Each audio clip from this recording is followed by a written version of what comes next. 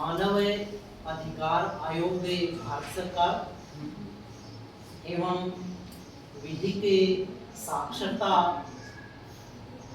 विभाग राजस्थान सरकार और इस अवसर पर हमारे बीच जो विधिक साक्षरता विभाग के रिप्रेजेंटेटिव के रूप में विद्यमान है बहन रितिका जी कंवर।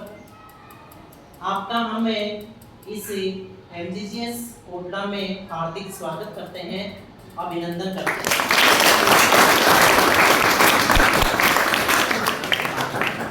जिस मुहिम को लेकर के, जिस उद्देश्य को लेकर के आप इस विद्यालय में बता रहे हैं और जो जानकारियां इन बच्चों को दी हैं, उन जानकारियों की बदौलत आने वाले भविष्य में ये जो बच्चे हैं विद्यालय से स्कूल आते समय, स्कूल से वापस घर जाते समय, ये ही नहीं इसके अलावा किसी रिश्तेदारी में अगर हम किसी शादी विवाह में जाते हैं, अन्य किसी काम से जाते हैं, किसी भी जगह पे अगर आपको ऐसा महसूस होता है कि मैं अनसेफ हूँ, असुरक्षित हूँ, तो ऐसी स्थिति में आप सभी किस नंबर का उपयोग करेंगे? बोलिए सभी। 10-9-8 10-9-8। और आपने अपनी जो नई अभी 2026 की बुक आई है, उस बुक का जो पिछला पेज है, उस पेज के ऊपर भी ये जानकारी है।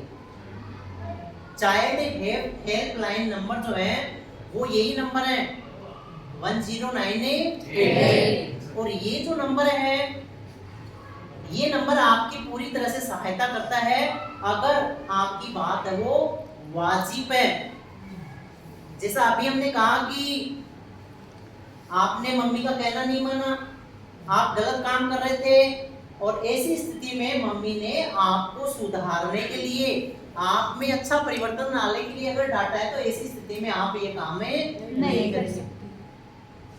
इसी तरह से विद्यालय में भी जनरली जैसे मान लो कि आपने होमवर्क नहीं किया, आप लर्न करके नहीं आए, आप जैसा अच्छा आपको बनाने के लिए कहा जाता है वैसा अगर आप नहीं कर रहे हैं और उस सिचुएशन में अगर आपको समझाया जाता है, हालांकि आज हमारे जो एक्ट हैं उन एक्ट के अकॉर्डिंग, और मैं तो ये कहूँगा कि जो शिक्षा है तो वही शिक्षा है जो खेल खेल में हो। खेल खेल में जो शिक्षा दी जाती है वो सबसे बेस्ट होती है, जिसमें बच्चा खुल करके अपनी बातें हैं वो अपने शिक्षक को बता पाता है। जहां मारने पीटने की बात आती है तो वहां किसी न किसी के अहम को चोट जरूर लगती है। एक नन्हा सा बच्चा है, उसकी मनोस्थिति है, उस मनोस्थिति को अगर हम पढ़ने की कोशिश करें तो उसके मन में भी बहुत सारे ख्याल होते हैं, बहुत सारी आशाएं होती हैं, बहुत सारी उमंगें होती हैं। और जब पूरी क्लास के बीच में अगर किसी वजह से उस बच्चे के चांटा लगता है तो ऐसे में वो अपने आप को अपमानित महसूस करता है, लेकिन ऐसा नहीं होना चाहिए। अगर यहाँ कोई बहन जी, कोई गुरुजी या कोई भी है सुधार के लिए कोशिश कर रहे हैं तो आपको समझना चाहिए कि ऐसा मेरे साथ है क्यों हुआ। साथ ही दूसरी बात बताइए आपको कि शादी की जो उम्र है वो 18 साल तय की गई है। 18 साल की उम्र से पहले अगर किसी बच्चे की शादी की जाती है, जैसा बहन जी ने बहुत अच्छी तरह से इस बारे में बताया है, समझाया है, तो वहां आप ऐसे जो समझदार लोग हैं उन समझदार लोगों से समझाइश करें। परिवार के ऐसे लोग जो उस बात को समझ सके उनको समझाने की कोशिश करें कि इसके बुरे प्रभाव है वो क्या क्या पड़ेंगे। ये बच्ची पढ़ नहीं पाएगी, ये जो बच्ची है अपने जो अरमान लिए हुए हैं, जिन्हें अरमानों के बदौलत ही हमारे देश में IAS, IPS, डॉक्टर, इंजीनियर और यहाँ तक कि हमारी फ्रीडम फाइटर और हमारी जो आज पापड़ा की बेटी है वो एक लड़ाकू जहाज उड़ाती है, तो वो बेटियां भी आप में से बनती हैं। अगर समय से पहले अगर उनकी शादी कर दी जाए, समय से पहले उलझा दिया जाए, तो ऐसी कंडीशन में क्या होगा, वो अपना नहीं दे पाती है, वो अपना मतलब वो अचीवमेंट प्राप्त नहीं कर पाती है। तो ऐसी स्थिति में अब सबसे बड़ी बात मैं बताऊं, इसका रीजन क्या होता है कि घर वाले हैं वो बच्चे की शादी जल्दी क्यों करना चाहते हैं। आप लोग स्कूल आते हैं, आप लोग घर जाते हैं वापस, आप लोग रिश्तेदारी में भी जाते हैं, आप गांव में भी जाते हैं।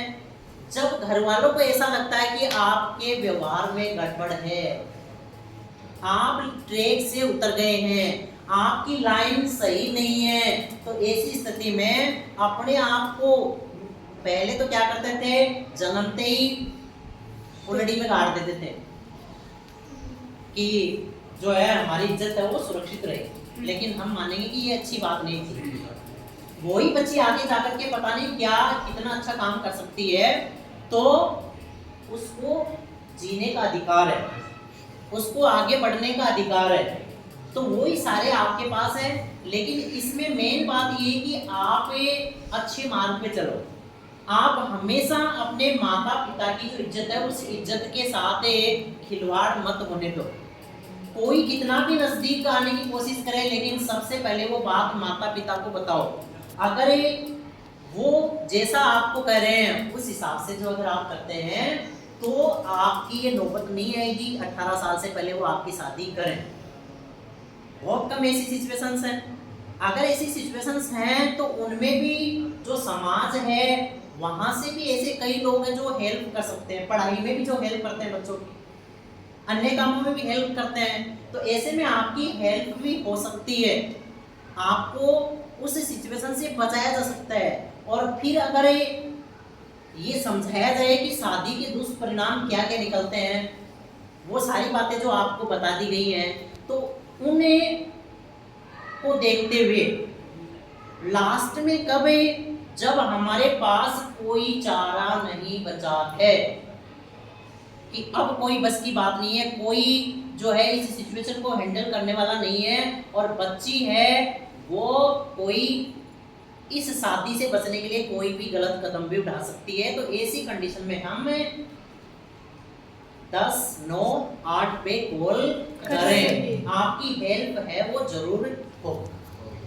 साथ ही इसके बाद में जो आगे की बात बताई है वो तो आपकी पढ़ाई पूरी होने के बाद में फिर हम करेंगे, तब तक आप और समझदार हो जाओगे, आपकी शादी होगी, शादी होने के बाद में आप नए घर में जाओगे और नए घर में भी आपका जो दायित्व है अपने माता पिता के समान अगर आप उनको भी समझोगे तो शायद ऐसी स्थिति नहीं है। लेकिन फिर भी कुछ लोग लालची होते हैं, पैसे का लालच होता है और वो रिश्तों को कुछ नहीं समझते हैं, तो ऐसे में तो पहले ही जांच पड़ताल करनी चाहिए। शादी होने से पहले पूरी इंक्वायरी करें, लड़का कैसा है, परिवार कैसा है, उनका चाल चलन कैसा है, तो इससे बचने की कोशिश करें, है ना।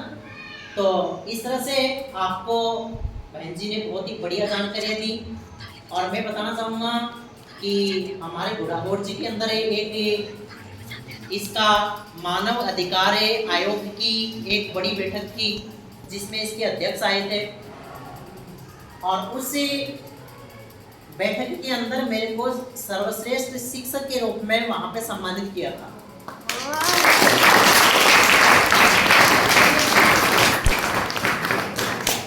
अब दूसरी बात और सुनिए, मैंने कहा कि मैं छुट्टियों के दिनों में और संडे को और ये जो छुट्टी आती है 15 दिन की उनमें एक्स्ट्रा क्लास लगाता हूँ। तो उनका जवाब सुनिए, उनका जवाब क्या था कि जो बच्चों की छुट्टियों में क्लास लगाते हैं ना वो तो सबसे बेकार है। जो बच्चों की छुट्टियों में क्लास लगाते हैं वो सबसे बेकार है। मैंने कहा सर एक तरफ तो आप मेरे को पुरस्कार दे रहे हो और दूसरी तरफ आप मेरे को ये कह रहे हो। तो फिर उन्होंने इस बात को समझाया कि बच्चे के बहुत अरमान होते हैं, छुट्टियों में वो घूमना चाहता है, पूरे साल की जो उसकी वो किताबों में उलझा हुआ है 10 नंबर के चक्कर में, कभी 100 नंबर के चक्कर में, और उन सब से वो छुटकारा पाना चाहता है। और वो करना चाहता है जो उसकी वास्तविक इच्छा है। आप ऐसे जो बच्चे जो हॉबी रखते हैं, जो पढ़ने में इंटरेस्ट ले रहे हैं कि हाँ ठीक है कि मैं छुट्टियों में भी पढ़ना चाहता हूँ क्योंकि मेरे इन सब्जेक्ट में कमजोरी है, तो जो बच्चा कमजोरी बता रहा है आप उस बच्चे को पढ़ाइए, कोई दिक्कत नहीं है। लेकिन आप उन बच्चों को नहीं जो बच्चे आना ही नहीं चाहते, जो बच्चे पढ़ना ही नहीं चाहते छुट्टियों में, और उनको अगर आप जबरदस्ती बुला रहे हो ना तो आप उनके साथ हैरेसमेंट कर रहे हो। तो मेरे भी वो बात समझ में आई और एक पूरा पंडाल है वो भी उनकी बात से सहमत था कि आपका बिल्कुल सही कहना है और आप जो कर रहे हो वो सही है। तो मेरे वो बात पुरस्कार देने वाले भी समझ में आई और साथ में ये भी समझ में आया कि बच्चों के ऊपर अत्याचार भी नहीं होना चाहिए, जबरदस्ती भी नहीं होनी चाहिए। बच्चे जो चाह रहे हैं, जो जिस फील्ड में आगे जाना चाहता है तो उसके अकॉर्डिंग उसको मौका देना चाहिए। तो मैं एक बार फिर रितिका जी का बहुत बहुत इस विद्यालय परिवार की ओर से आभार व्यक्त करता हूँ।